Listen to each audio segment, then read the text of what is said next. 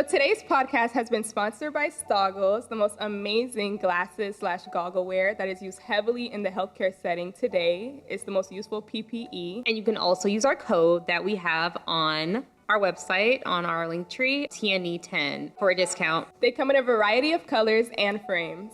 So I have my guest speaker here, Daphne Joseph, a really great friend of mine for over 10 plus years, my girl. And she's here to speak to you guys about mental health. So just tell us about yourself, Daphne. Yes, and thank you so much, Ashley, for having me here. Again, as I mentioned before, my name is Daphne Joseph.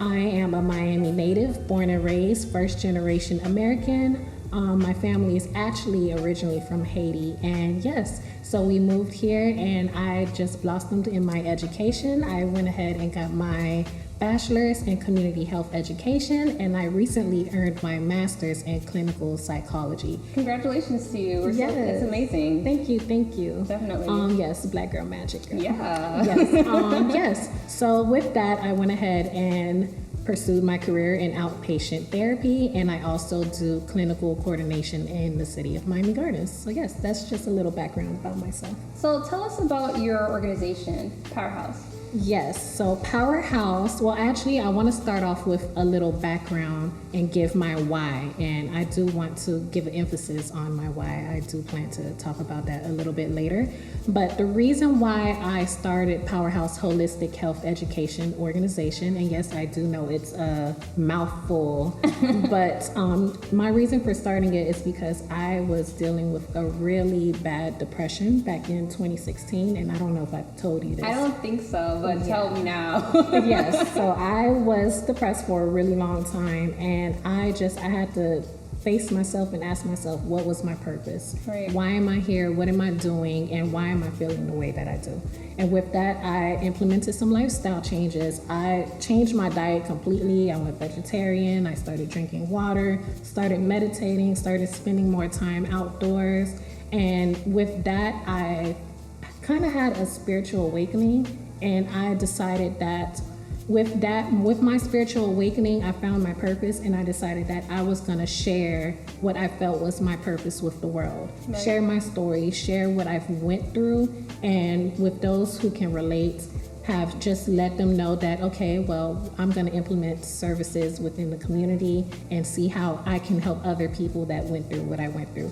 So with that, I founded Powerhouse Holistic Health, or my PH Health as an abbreviation, and I started doing support services such as focus groups. I've done a women's brunch recently, I think back in October, I want to say. Yeah. I started visiting schools, talking to kids about sexual health education, talking about psychology, and kind of introducing it to them through color psychology, and I just hit the ground running pretty much, and I just been doing community events since then. So like as nurses, we see mental health all the time. We learn it in school, we experience it throughout the job. Even in my unit in L&D, sometimes we have psych cases. So it's not something that's completely rare, but amongst our friends and family, sometimes they may deal with mental health issues that we don't even know about. What are some signs and symptoms that we should look out for?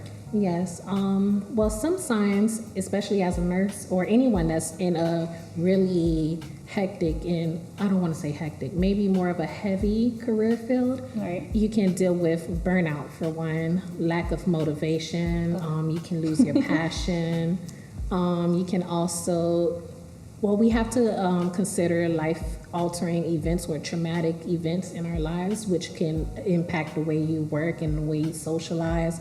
So with all of those things, some signs and symptoms that you may see in your friends or just or in yourself, you may find that you are a little bit more irritable at times. Right. So when people speak to you, you get irritated, agitated, or you just get angry and kind of just shut them out and tell them, like, you just want to tell them stop talking, kind of walk away type thing. And especially if it's someone that you know is commonly very loving or has a very poised personality, that is definitely one symptom. Another symptom you would see in people who, they would use this as a coping mechanism. Of course, you would increase your adaptive behaviors. So that is drug usage. Drinking excessively? Yes, drinking excessively, smoking, whether it's marijuana or just practicing other recreational drugs. So that's another symptom. Another coping mechanism is a change in your appetite. A lot of people do what is called in psychology emotional eating, or a lack of cognitive restraint. So you're kind of turning to food and using that as a coping mechanism and eating, like, for example, you'll see on TV people eating ice cream when their boyfriend breaks up with them. That's actually emotional eating, using food as something that you kind of cling to and cope with. I think about, like, when I think about mental health and just signs and symptoms, I think in healthcare, just people with burnout, having to deal with constant shifts and having to be there for 12 hours plus and having to just be there and be like alert for your job. Like, you have to be on point. Like, you could be going through so much outside of the job, and like when you apply, you get to work, it's time to, you know, put in that work. You have you can't bring your stress to the job. I just think that's how it is sometimes. Like, you have to kind of just like, okay, I have all this going on, but I need to kind of leave it at the door. Yeah. So that's for myself. Like, sometimes I forget my why. I forget my purpose, and I'm like, you know what? You were placed here for a reason. Like, I literally got my job, and I'm like, this is ideal. Oh my God, I can't believe I got this position. But at the same time, like, is this what I really want to do? Right. So it's like you have to kind of like mentally check yourself, or it's just like sometimes as a nurse, it's hard to deal with. Yeah, definitely. And I'm glad you brought that up, like remembering your why, because sometimes you will, for example, you know your passion, you know that you want to be a nurse and you want to work with whether it's babies or children or whatever it may be. But when you are experiencing high levels of stress to that amount, it makes you feel like, is this really what I want to do? Because, there's times that I feel like myself and a lot of nurses deal with that, where they're questioning, is this what I really want to do? Is this the thing that I literally went to school for so many years, and I put in all that work? Like, is this what it is? Like, is this it? So I encourage anybody, like, if you feel like, you know, you have to question your why, I definitely feel like you should just kind of like think back to before you started and remember why you started, because that will literally bring you back to where you need to be mentally, especially in the healthcare setting. Right. I definitely stress taking a break. First and foremost, we all know we busy, and sometimes taking an entire day is not feasible. So if you can't take a full day, at least dedicate a night to yourself, maybe twice a week. And just during that night, if someone asks you like, hey, can you come out tonight, or can you do me a favor, or whatever it is, it's okay to say no. Like, tonight is for me. I had a really stressful night, or a really stressful week or day, or whatever it may be, and I need to take this time to myself to recope or recharge or whatever it is. And you know, if that person is truly your friend, they'll understand, or anyone can understand, because we're here, we're humans, and we understand what it's like to be busy. So like, as a nurse though, we like only have like 2 days off. Like, we work 3 and then we're off like 2. Right. And by the time you spin around, it's time for the next shift. So it's kind of stressful doing that. I think with my transition, moving to Orlando, Florida, that's where I live now, I literally work, and I try to tend to find time for social life. Like, try to make some friends, try to go out, let me do something different. And it's a little difficult because sometimes I'm like kind of antisocial. So socializing is definitely recommended, but again, I do want to stress that taking time for yourself is also important, because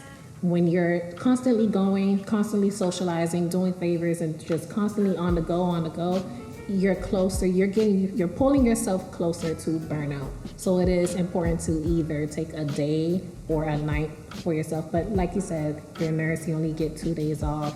So if you could at least take one night to yourself, that is definitely recommended. Definitely, and some suggestions for that would maybe be like a wine night with friends, or like just painting, different like you know, tasks or things that are fun to do. I tend to love to go shopping. Like, I love shopping. I like to spend my days off at Zara. I don't know about everybody else, but I like to go to the mall. Maybe it's a little bad habit because I'm spending money. But I love to go shopping. I like to see like different outdoor things. I love to try new wine spots. I'm a big fan of wine. So I think those are just little things that people can do. Little suggestions, tidbits. Yeah, and just to add on to that, a few holistic approaches you can take to kind of lower stress. I am really big on using herbs, aromatherapy. Ashwagandha is a good herb to use to lower stress. Chamomile, a lot of people know about, that helps for relaxing, lowering the levels of, you know, your fight or flight senses when you just feel like you're constantly on the go. Chamomile helps you relax, lavender. I got a massage the other day and I used mint, and it was really, really good. Like, it was awesome. They had lavender and eucalyptus as well, but those are just the different options that people use. Yeah, and you can use that. I know during your massage they probably put it on all your pressure points. It was a lot. It was a little intense, but it was nice. It was nice. Yeah, definitely using herbs. You can also take baths with herbs. Like, you can fill up your tub, and of course your tub is warm, the water is warm, so it'll release all of the chemicals that are within the herbs. Well, I don't want to call it chemicals, but it releases what's in the herbs into the water. You can soak in the water, you can steam some tea, make some tea, and of course I always stress this: getting outside, getting some vitamin D, socializing, going back to some of your hobbies. Like, for example, you say you like to shop. As nurses or people that are just constantly busy, you tend to neglect your hobbies. So definitely make some time for your hobbies.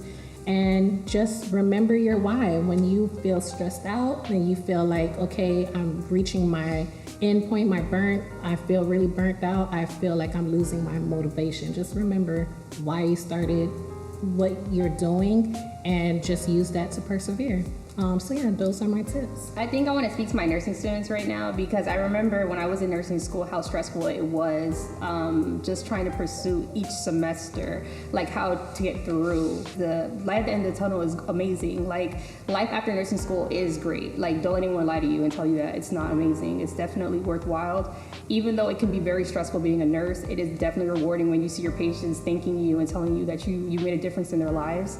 Definitely persevere and be resilient. So, any other last things you want to add for your page? If you feel like you don't have someone to reach out to, then that's when you can reach out to me. I do have services in place for this, or you can just talk to me just one-on-one, woman to woman, woman to man, or whatever it is, and we just talk about what it is you're going through, and I can just give you some advice. One of the things I usually advice I tell my clients is creating a care plan or intervention plan where you're kind of just knowing your triggers, knowing what the problem is, where it's coming from, and thinking of ways to reduce it. Our website are myphhealth.org. Our Instagram is myph.org, Facebook myph.org, myphhealth.org. Twitter, we're everywhere, and you can reach out to me, or you can even reach out to Nurse Ashley. So yeah, we do have all of those services available for you, but no matter what happens, just remember that we are here to remind you that you are light, you are loved, and you have a purpose. No matter what it is, that you can be a beacon in this world. Definitely remember that it always gets better. Life always gets better. With God, all things are possible, and you can make it.